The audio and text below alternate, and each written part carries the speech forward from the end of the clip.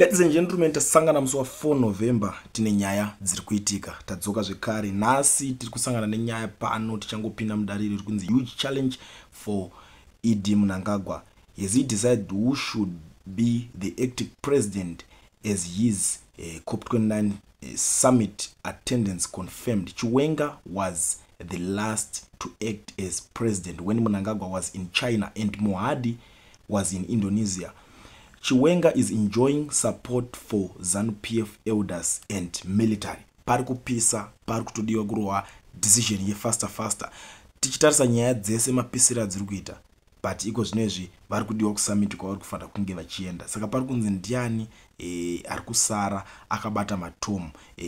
Tiri mukati mesituation dzese dziri kuitika idzodzidzi. Muri yeZimbabwe zvatasangana kudai so kana uchiziva kuti iwewe unoti pasi neZANU-PF, tanga nekulike this video kutira kuti ZANU-PF iboyikane because ma streets ari kupisa right now. Zvino hazvina kutombogadzikana panguva yetiri iko zvinezvi. Muri yeZimbabwe tichifamba ma streets social media momo pane video rakatenderera zvakanyanya nezuro remapurisa ekumabvuku vaitora mari dzechioko muhomwe dzebribe. Vari kunze vakasungwa ipapo mushure mekunge chiitiko chavaita ichocho vaitorwawo mavideos vasingazvionewo nasomeone akanga ajaira sport iroro kuona kuti apa panotorwa mari zvakanyanya. Saka vari kunze vakabatwa ende makaona zvinhu zvakadaro vanhu vanga vasingafare nazvo, vanhu vanga vasiri pakunakidzwa nezvinhu zvakadaro. Nyaya yakatanga kutotenderera, takazongoona vakazembe andiyanga kutaura achiti they will be accounted for. Thanks for sharing whilst we are in the process of deploying technologies in policing. In the meantime and in between time, let's collectively continue to expose this shameless behavior and the culprits will be accounted for without fear or favor. Zvanga zvatangira ku X. Nyaya dzizhinji dzikangopfuura nekutukita chete. Chero zvinzi ndiwani, chero wakadii, chero kanzo wakasimba sei panyaya dzeichoko mumwe dzodzo, inozongopedzisira yango ku backfire, yango kudzokera. Ndo nyaya zvainenge chingoita. Topatapinda pane nyaya ya spokesperson wa Mnangagwa pari kupisa ipapo. Something zvakuda kuitika. Kana ari mumwe anokwanisa kufanira kutsvaga basa zvake kana kuti kufanira kutsvaga kwekuenda. Pane nyaya iri kutaura pari kunzi since ED demoted George Charamba to one of deputy chief secretaries to the president and cabinet, his input has been very minimal because ED is no longer trust him. Charamba is one of the 5 deputy chief secretaries and he is doing absolutely nothing. Ari kutambira zvake mari akarara. Ndo pabva pabuda mumwe munhu wekuti ari ready kuda kuchibvondora kubuditsa nyaya kana kuti kufumura munhu panapa. Ari kuti tinawo zvedu maaudios acharamba achiti ED idutye soon after 2018 hanzi ndikushandira dofo zvazvanzi Mugabe was cleverer. Any day Charamba can go and meet his ancestors. They just want him close but not so close. Ndo nyaya iripo kuti anytime vanokwanisa ngomabudisa maaudios iwayo achitaura zvinhu zvaaitaura. Vanenge vada kunyazonzwisisa kuti haufa. Unongoziva kuti these guys havana nguva yekuzoregerera munhu munenge muchifunga imimi kana kuti zvajairika nevamwe vanhu vese. Muri yeZimbabwe tobva tasangana zvekare neupdate rekumbari musika. We all know kuti mbari musika yakabvira titi, but iko zvinezvi pane zvaakutaurika paproject racho rese riri kuitika. Pari kunzi new mbari musika project details, project overview, new traders market to include a budget hotel, cold rooms and a 3-story structure to accommodate 10,000 traders. Timeline expected complex in 6 months. Contractor project led by Masimba Holdings following fire that destroyed part of the old market structure. 3 floors designed for different types of traders. Hardware on ground floor, perishables on first floor, other goods on upper floor. Doubting market capacity to 10,000 traders. Cold storage and value addition, cold rooms and dryers to preserve perishable products. Facilities for canning and drying vegetable, e.g. dried vegetable, canned tomatoes. Budget hotel cater to be redeveloped into budget hotel for farmers need overnight accommodation. Zvinhu zvese izvozvo zvavari kugadzirira kuda kuita pakuda kutoiswa nehotel. Varimi vanenge vabva kure vanenge vakudaida zvinhu zvakawanda zviri kuzotaurika kuti these guys vanga vari kupi nguva yese vomirira kuti poitika zvinhu zvakadai, so vanga vasina pfungwa here dzekuti vazenge vachikwanisa kuupgradewo zvinhu munyika nguva ichiripo. Pakubatanzirwa zvekare nyaya yekunzi kuGlenview kuarea 8 kunogadzirwa furniture, vari kunzi vakuda kugadzira futi ikoko kuti kunge kuri nzvimbo inoshandirika yakati nakei. Ndo nyaya dzimwe dziri kuitika muRezimbabwe. Tobva tasangana neimwe nyaya ndiri kuona panapa yakuitika muZimbabwe. Makuita problem 1 yekuti munhu akangomwa black label castle whatever akutozwa nonge mu-C10. Zvinhu izvi zviri kuitika mushure mekunge pakabuda nyaya yaSophie Macoen uya weku-SABC News achitaura nyaya yekuti vanhu veZANU-PF I don't know kuti vari kuda kuita notorious pakuita sei, vari kungofambira nyika dzevanhu vachida kutanga varida kudairira kana kuti kutenga nyaya dzekunyika kwevanhu dzevanenge vasinganzwisise. So ndo pakazotaurwa nyaya achitaura kuti hurumende yaMnangagwa navaMnangagwa vacho kuMozambique vanga vatoita congratulation pasati pato announcedwa final result, but kuBotswana zvavatorera time kuti vange vachidaro. Saka vanhu veZANU-PF vakabva vatanga kuzvimba bibo, vakatanga kukwira BP because of zvinhu zvakanga zvaitika izvozvo. Sanda kuona panapa vanhu vakungofambisa nyaya hanzi uyu mukadzi uyu akangopinda any border reZimbabwe arrest and deport here, she is a national security threat. Ndo mashoko ave kutaurwa these guys vanozviti vanosupporta ZANU-PF nemoyo,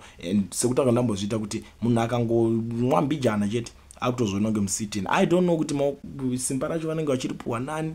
Munhu akataura chokwadi atoo security threat, I don't know kana zvirizvo zvinenge zvichidiwa nepati yacho, kureva kuti inenge yakakomberedzwa nemadzungairwa nemadhandaidzwa. Ndo imwe nyaya yatiri kuona iri kuitika panapa. Tobva tasangana nenyaya pari kunzi former President Masisi is expected to hand over the office of the president to Duma Boko today, this morning. Zvinhu zviri kuda kutoitika ipapa, saka takutigara takuzivisana update imwe iri kuitika. Ndobva ndasangana neimwe nyaya yamadzadiwa Masirembwa goes for Chiwenga, inyaya iri kutenderera right now muma streets. Ndasangana nayo paZim I newspaper vari kuti ZANU-PF Harare provincial chair person God Wills Masirembwa is not yet done with Vice President Costiano Chiwenga, and this time he wants him to account for the death of his aide who his supporters allegedly killed. Masirembwa aide Tyson Mashuku died following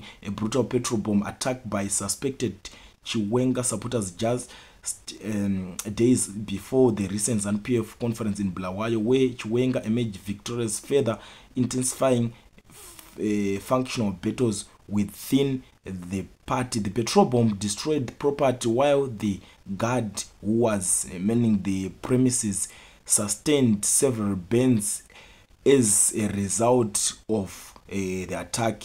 He was admitted to the hospital where he died on Friday morning. His body was started taken to his rural home in Masvingo for burial on Sunday. A post-mortem was conducted on Friday, while police are still complaining. The forensic and laboratory report and investigations continue. Masirembwa told reporters Saturday that Tyson Mashoko was a young man, 31-year-old, full of life, in good health, and was on duty on the fateful night when the evil people came to throw a petrol bomb at my office. They dosed him with petrol, set him on fire. He received burns over 80% of his body, and the burns were between second and third degrees burns, and he succumbed these injuries. And today we are taking him to resting place Mashangashi number 89 farm in Masvingo province. This is tragic, and 3 heartless criminals, I hope that they will be arrested and brought to justice. Ndo mashoko aripo ari kutenderera zvakanyanya. Vari kuendera mberi vari kuti recently national police spokesperson Commissioner Nati said more details would released in due course. The petrol bomb was allegedly thrown by an 8 men gang traveling in a 3-vehicle convoy. Police said the motive for the attack remains unknown and investigations will continue. A team of experts was deployed to investigate the matter. Ndo nyaya iri ipapo iri kuitika iko zvine saka nyaya dzacho dzakumbofambirwa but isusu tangosangana nayo tikatiregedza tigare tapfuura nepapo paupdate iripo panyaya iyoyi. Tichisangana zvekare nenyaya iri kuitika yaadvocate Nelson Chamisa. Tiri kuona Nelson Chamisa ari kutrenda zvisingaite muZimbabwe for different reasons, because of Botswana, because of nyaya dzakawanda ipapo pavanga ari kungotaura tata, saka nyaya idzodzo dzanga dziri kutaura. So pane a young man ainzi Cooksman aisupporta advocate Nelson Chamisa zvakanyanya, abudo ari kushare 2 cents dzake tiri panyaya idzodzo dziri kuitika. Pari kunzi there is a statement that always puzzles my mind. Hans Nelson Chamisa must resign to create room for new political players in opposition. The same people who say this also say that Nelson Chamisa is useless, he failed, he is too soft, anongoita zvema versus etc. So my question will be, if these new political players cannot outdo Nelson Chamisa's influence in opposition politics, how will they stand against ZANU-PF? Imagine wanting to date a girl that is already in a relationship, then you demand that her current boyfriend must break up with her first so that you will be able to get enough attention and probably get accepted. What nonsense is that really?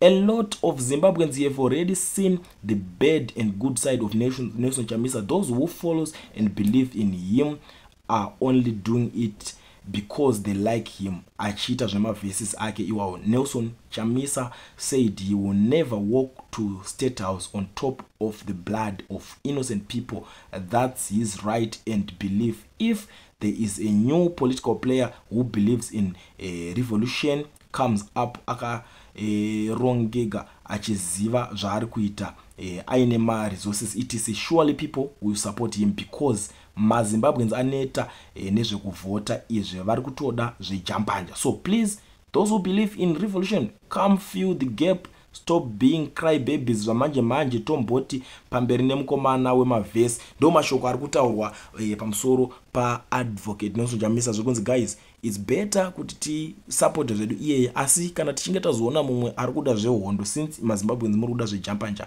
anouya pamberi nemaresources ake, kana zvichizoita kuti timusupporte tozomusupporta, but for now hakuna. Saka tomboti pamberi nemukomana iyeye wamuri kuti ari kuwanza mavhesi. Ndo nyaya iri kutaurika panapa the biggest supporter raadvocate Nelson Chamisa, uyo mukomana anitwa Cooksman wamunongoziva aiimba. So palizoita imwe nyaya zvekare, pane pakataurwa paitwa zvekuwinwa kweBotswana izvi painzi naadvocate Nelson Chamisa, time and change happened to all. I saw something under the sun. The race is not the swift nor the battle, the strong neither is the bread to the wise.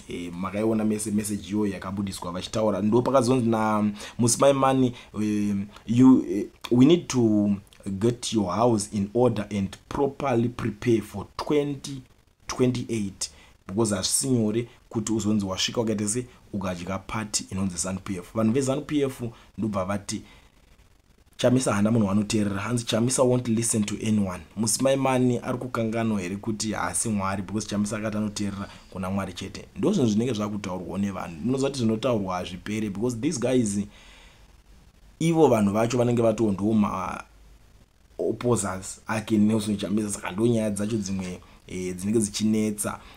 Ende tiri panyaya iyoyo tiri kuona kuti ZANU-PF yakanyanyisa kuzvimba bhibho. Vakarwadziwa nesituation yakaitika kuBotswana, vakazongobuda vakutaura mashoko ese kusvika permanent secretary of information abuda pakati, no wonder why some are seen as regional stepchildren. How do you claim victory in an election you didn't participate in? You are not a national of the country, and where there is no direction or indirect benefit for you, appropriating events is in other countries is now a sickness. Ndo nyaya akabuda wachitaura, but isusu tinenge tichiziva chokwadi kuti people are actually celebrating because vari kutora inspiration kuti ma liberation movements ari kubva. So this ZANU-PF inenge yakutya kuti it's now happening in SADC. saka kana zvakutanga kuitika nyika idzi dzinozotanga kuuya dzichisapotawo mamwe maopposition movement zvobva zvatanga kutoenda mberi zvakadaro. Saka ndo nyaya inenge ichiitika. Tobva tadzoka panyaya yaSophie Makoena iye yanga iri kunetsa, iri kupopotwa nevanhu veZANU-PF vari kuzvimbira zvakanyanya.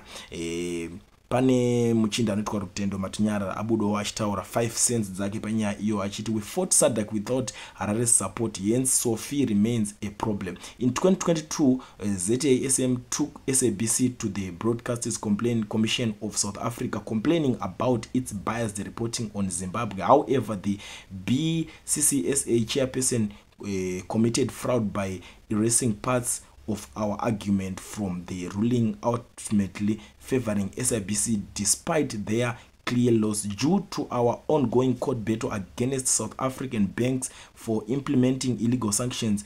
At the time, our lawyer advised against pursuing further action against BCCSA and SABC so that we could focus our resources on fighting that sanction case. Throughout this ordeal, we received no support from Zimbabwean government. Ironically, now I hear the same government criticizing SABC and Sophie Makoena biased and unprofessional reporting, yet they joined forces with us.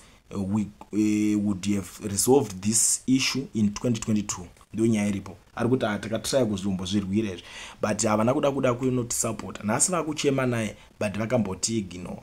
Saka I think you know what it means.